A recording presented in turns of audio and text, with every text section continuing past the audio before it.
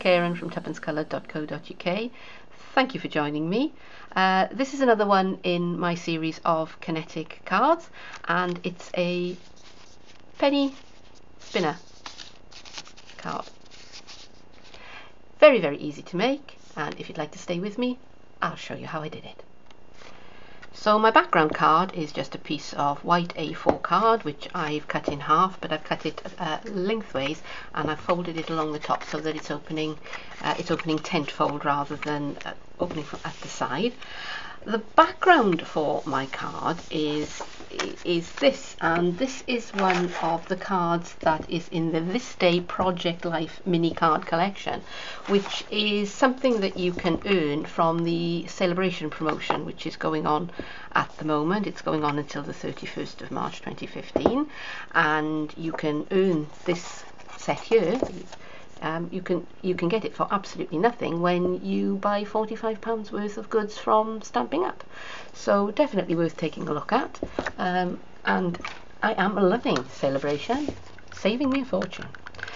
So I'm just going to stick that on to my background card. I've cut it down slightly, and as you can see, the Project Life cards are double-sided. I've chosen to use this one because it fits in perfectly with the theme of my card. So a little bit of snail onto the back, and that's the background of my card done. For the embellishment on the front of the card, I've stamped using crisp cantaloupe, and I'm using a stamp from the Celebrate Today stamp set. In fact, I've used this one at the bottom, I've used the one here which is the little basket, and I've also used the birthday sentiment here.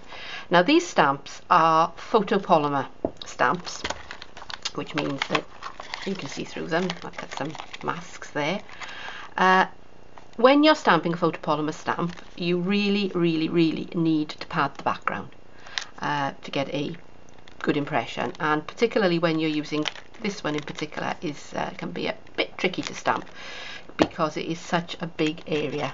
It's just a big flat expanse, so I would recommend that you practice a few times until you get the feel of your particular stamp, because there is a little bit of a knack to them.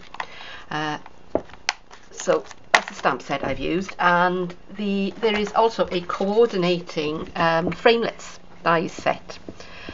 So I've used that to chop out the happy birthday, the balloon, that's the word I'm thinking of. Now there isn't a coordinating one for the little basket, but you know what, it's straight lines, it was reasonably easy to fussy cut, and then I just stuck the two bits together on the back. To get it actually onto the card and to get the spinning thing happening, you will need 2 pennies, tuppence in fact, from Tuppence Coloured, or 2 small coins of low value, whatever your particular currency is. I did once upon a time price up the using actual little metal washers instead of the coins, because I thought, I'm not putting money on my cards, good grief. And actually the washers were costing 5p, so I thought, you know what, I am putting money on my card. So out of a piece of ordinary plain white card, just something I had left over from another project, I've just cut out a rough cloud shape, and I've used the shapes on the background paper as my inspiration. And I'm going to take my 1-inch circle punch, and I'm going to punch out a hole.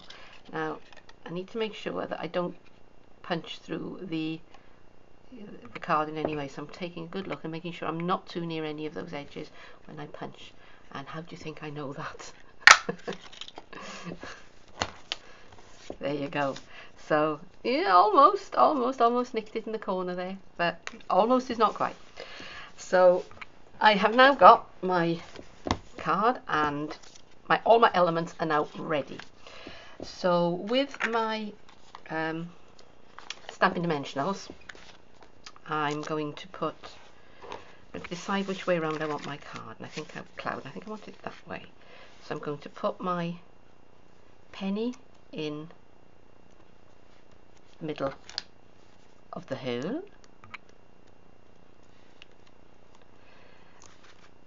I've got the Stampin' dimensional on the top of it.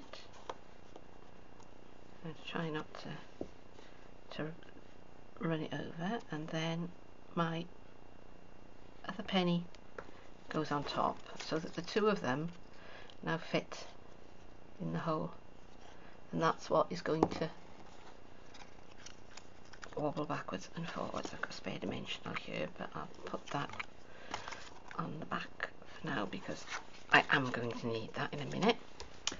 And then I need to stick the balloon to the front of it. So the next step is to attach the balloon embellishment to the two pennies, and I'm going to do that with some sticky strip because, quite frankly, snail just isn't going to work. It's not going to be strong enough. You could use with liquid glue. If you do that, obviously you're going to have to hang around, wait for it to dry, and for the purposes of this demonstration we don't really have the time, so we'll go with the sticky strip and hope for the best. So that's where my pennies are going to be on their lowest point, and I'm going to make sure that my balloon is pretty centered on there.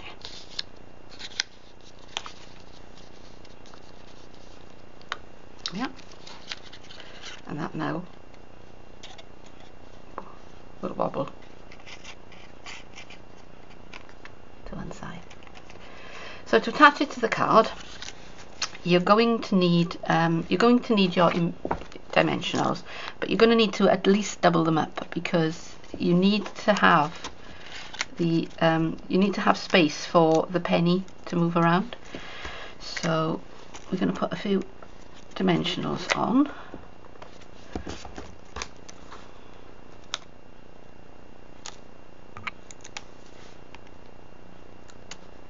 Come here, devil.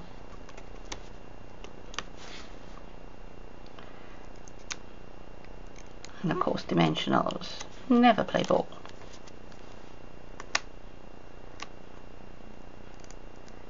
When you're trying to do this, it's been quite a fun morning filming this because I normally film in the evening, but yesterday Six Nations rugby was on. My husband is a big rugby fan, and the cat, our dear darling Persian, is a lot more active in the day than she is in the evening, and she's already ruined a couple of takes by sticking her head in and demanding to be a star of YouTube. And she seems to think she's a lot more interesting than card making. And maybe she's right. Who knows? Who can tell? Okay, so there's the dimensionals. So you really, this is not going to be a card that you're probably going to have to pay extra postage for because it won't go through that funny little slot thing they've got at the post office. But you know what? It'll be the sort of card that you could deliver by hand anyway. Okay, so I've taken the backings off the dimensionals, turn it over, and now decide where on my card I like it. And yes, I think I'm going to kind of align it up with the card in the background and press that down. And there it is, a happy little spinner card.